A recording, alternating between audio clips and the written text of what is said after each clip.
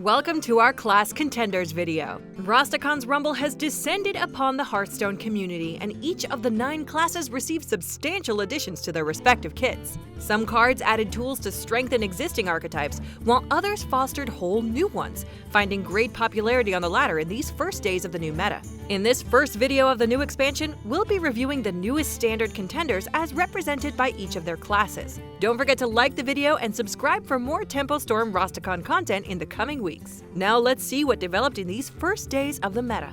The Paladin class received a new OTK. Shirvala the Tiger's hefty mana cost has brought an old Hearthstone meme back into the ladder. Holy Wrath Paladin was once a low-tier deck that would rely on a lucky sequence of cards to hurl 25 damage at an opponent's face, thanks to Molten Giant. Baleful Banker never got the opportunity to make this archetype slightly more reliable with its ability of shuffling a copy of an allied minion into your deck. Now that the Paladin's Loa has been unleashed, with the addition of Augmented Elec, we can reliably shuffle more copies of Shirvala than we'll ever need to pull off this massive combo.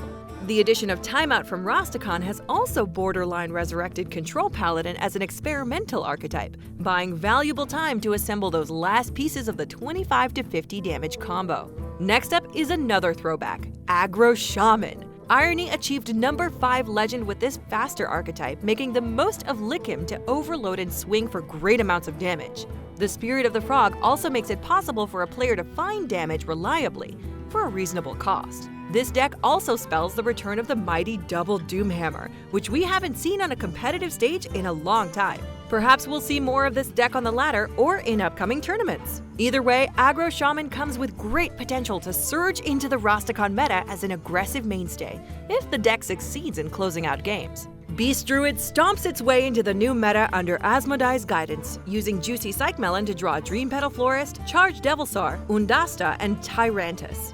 The deck relies on the same ramp mechanics that have fueled many of Druid's best decks to the top of the ladder, but this is one of the more explosive takes on Big Druid that promises to establish large Jurassic boards. Druid even received its own version of cheat spell in the form of Stampeding Roar, allowing a player to randomly summon a beast from their hand and give it rush. With 1 wild growth and the right cards, it's possible to get out both an Undasta and Tyrantus as early as turn 4 or 5. Carnivorous Q rewards beasts sticking on the board by summoning even more copies of either Charged Devilsaur for damage or Tyrantus for great damage.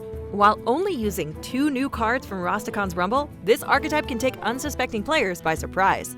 One of the most successful decks of day 1 was Spell Hunter, with several players having strong performances on the ladder with this new improved version of the spell-based archetype. Hunter players rejoiced with the addition of Zul'jin to the game, played 2 Animal Companions, a buffed Emerald Spellstone, and 5 traps, gained 21 mana's worth of board presence and value with 1 card, along with a stronger hero power and 5 armor. Deadly Shot has also become even more valuable in Spell Hunter, while some players like Theo use Zul'jin as an excuse to tech in a copy of Crushing Walls. With Rock-Delar and Deathstalker Rexar still accessible, players will find few problems taking advantage of Hunter's value game in the first week of the meta. An honorable mention is Dog's Secret Quest Hunter, which plays the Marsh Queen and Halazi the Lynx along with Subject 9 to populate the board consistently. The addition of Zul'jin to Hunter's arsenal also makes it possible for players to replay the Marsh Queen, complete the quest with Karnasa's Brood, get another Queen Karnasa, and have even more 1-mana 3/2 beasts in your deck. While not finding the same competitive success as Spell Hunter, it's still a strong representation of what's become possible in the Rastakhan meta. The dominating inevitability of Deathstalker Rexar has made it difficult for pure control archetypes such as Odd Warrior to find a consistent place in the new meta, but this hasn't stopped players from experimenting with new takes on Odd Warrior.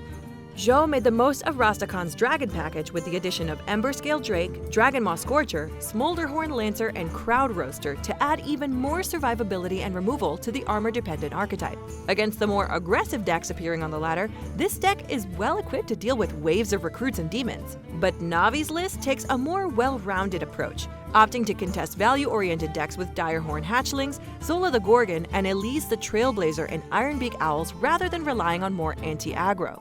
Both decks use Emberscale Drake, Crowd Roaster, and Ysera as a win condition, suggesting that Odd Warrior will be relying on the new Rastakhan dragons to grind opponents out of answers. Zealot's Talanji Quest Priest makes the most out of Bonsamdi's champion and mass hysteria to bring back an old favorite from the earliest days of the Witchwood meta. Princess Talanji can create massive boards thanks to Seance and the deck's value-oriented Death Rattle minions, while relying on Awaken the Makers to make the archetype incredibly difficult to kill.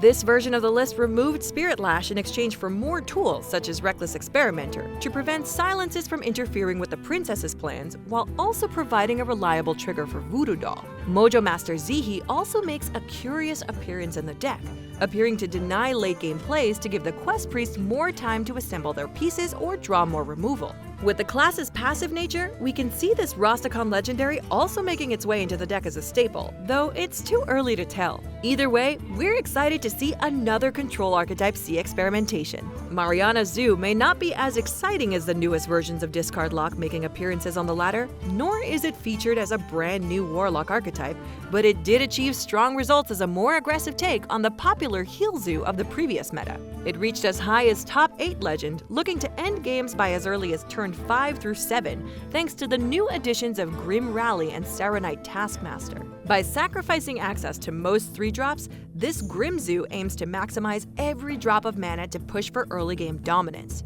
These wide, cheap boards can grow monstrously huge quickly with a Kelesef buff and Grim Rally. This surges into recurring damage in the mid-game until you draw into Doom Guards, Fungalmancers, and Soulfires as finishers. Serenite Taskmaster has succeeded in becoming the zombie chow of the Rastakhan expansion, opening new avenues for aggro decks to push for greater board presence in the first turns of the game. Pizza's take on Zoo is also worth an honorable mention for featuring High Priestess Jeklik as well as Reckless Dire Troll. Though not as explosive as Mariana's Grim Zoo, the deck boasts a more powerful value game that has a chance against more mid-range decks. Reckless Dire Troll can shut opponents out from removing or value trading into the Heal Zoo's early board state, while dropping several copies of High Priestess Jeklik can make it difficult for less greedier decks to end the game.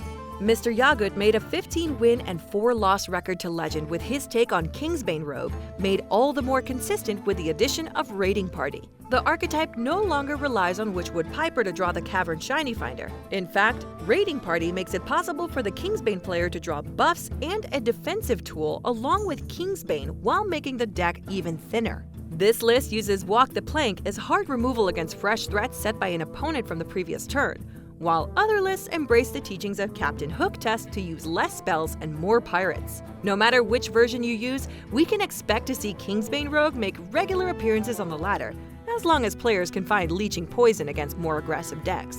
Last but certainly not least, a brand new archetype made a strong impression on the ladder. We welcome Odd Mage to the Hearthstone ladder. While the return of Ragnaros to Standard captured the Hearthstone community's imagination, it was the additions of Pyromaniac and Blastwave that made Odd Mage strong enough to warrant the attention it received. Serenite Taskmaster also gave the deck a proactive 1-drop that makes the early turns against aggro more bearable until a Dragon Fury or Blastwave can be unleashed. Daring Fire Eater also helped to enable Pyromaniac's draws, as well as giving Frostlich Jaina a burst of damage to summon another water elemental. Black Cat and Astromancer may finally see regular play on the ladder, now that they fill key slots in an archetype that Rastakhan's Rumble has made viable in this early meta. Other players have used elemental-oriented versions, but Ardu's value and tech gives this deck more power in this early contest of contenders. This wraps up our review of the decks making their way on the Standard ladder to becoming meta staples. As for where these will place in our first meta snapshot of the expansion, we'll have to give the ladder grinders and pro players more time before revealing what the ladder has in store for us in the first month of Rastakhan's Rumble. What decks have you been seeing or playing? Let us know in the comments below. Thanks for watching.